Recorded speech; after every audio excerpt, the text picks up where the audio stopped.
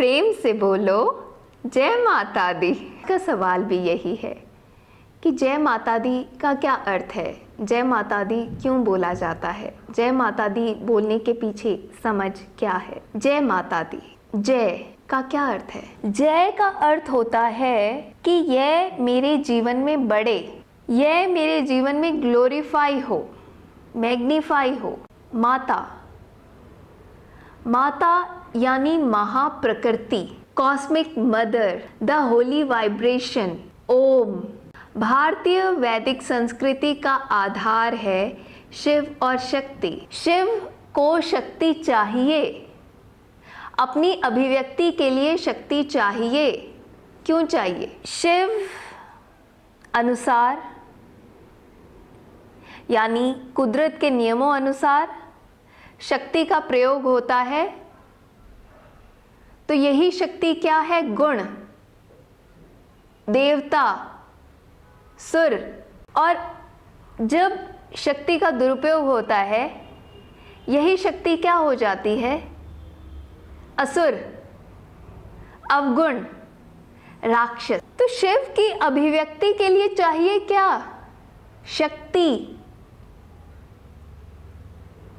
Energy, ऊर्जा। अब समझें कि ये शक्ति ही है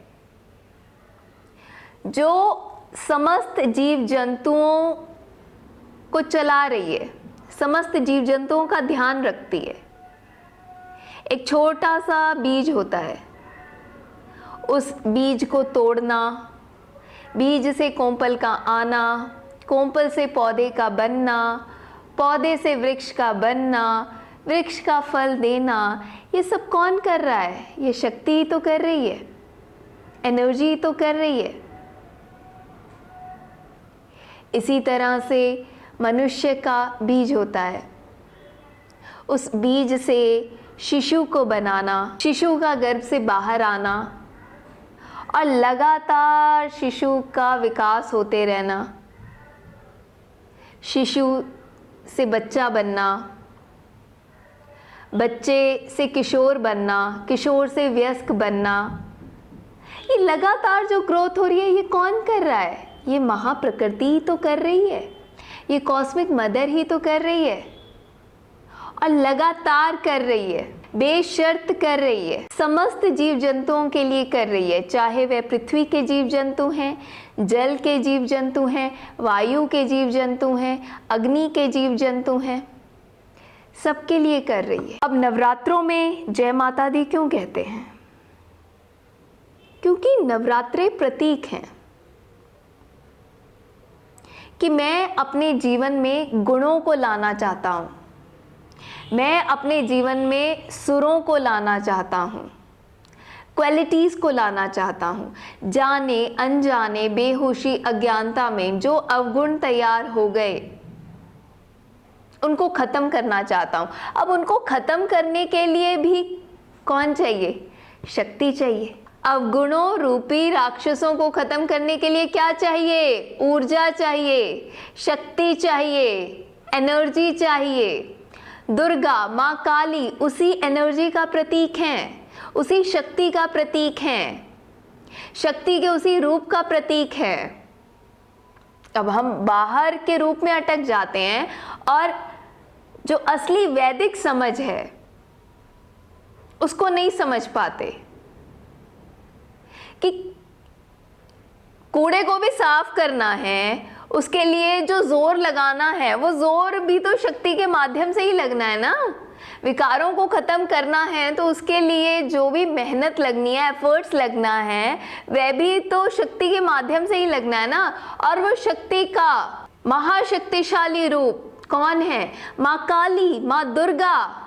तो जब हम दुर्गा का, माँ काली का, शक्ति के इन रूपों का अपने जीवन में आह्वान करते हैं तो हमारी समझ में ये बहुत क्लियरली होना चाहिए कि मैं शक्ति के इस रूप का आह्वान कर रहा हूँ क्योंकि मैं अपने इन विकारों को ख़त्म करना चाहता हूँ। कौन से विकार? सुस्ती का विकार हो सकता है, झूठ बोलने का विकार हो सकता है, ज़्यादा खाने का विकार हो सकता है, लालच का विकार हो सकता है, लोभ का विकार हो सकता है, चुगलियाँ करने का विकार हो सकता है, गप्पे मारने का विकार हो सकता है, ज़्यादा टीवी देखने का विकार हो सकता है, सेल्फी खींचने का विकार हो सकता है, बर्थडे पार्टियाँ एनिवर्सरियाँ मनाने का, पार्टीज की एक्साइटमेंट में रहने का विकार हो सकता है। विकारों को ख़त्म करने के लिए भी क्या चाहिए? शक्ति चाहिए, एनर्जी चाहिए। तभी बार बार कहा जाता है जय माता दी, जय माता दी, जय माता दी। अब वो जय जय करके, जय किसकी की जा रही है? जय दुर्गा माँ की जा रही है, जय काली माँ की जा रही है, यानी उस पॉजिटिव एनर्जी की, गॉडली एनर्जी की जा रही है जो मेरी मदद करे अवगुणों को खत्म करने में। क्योंकि कुदरत का एक नियम है, जहां आपका ध्यान जाएगा, तरफ आपका ध्यान जाएगा, उस तरह की ऊर्जा आपकी लाइफ में बढ़ती है। तो अगर आपका ध्यान दुर्गा पर जा रहा है, काली पर जा रहा है, दुर्गा से भी अर्थ है गुणों पे, जो दुर्गम से दुर्गम काम कर जाए। दुर्गा के साथ दिखाया जाता है शेर, लॉयन, निडरता, निर्भयता, इंडिपेंडेंस। दुर्गा के हाथ में दिखाई जाती है तलवार। तलवार किसका प्रतीक है? सच्चे ज्ञान का। दुर्गा के हाथ में दिखाया जाता है त्रिशूल। त्रिशूल किसका प्रतीक है? सच्चाई का। दुर्गा के हाथ में दिखाया जाता है कमल का फूल। कमल का फूल किसका प्रतीक है? कि चाहे जितनी भी आसपास गंदगी हो, पर मैं अपनी पवित्रता नहीं छोड़ूंगा, मैं अपने पवित्रता के गुण को नहीं छोड़ूंगा।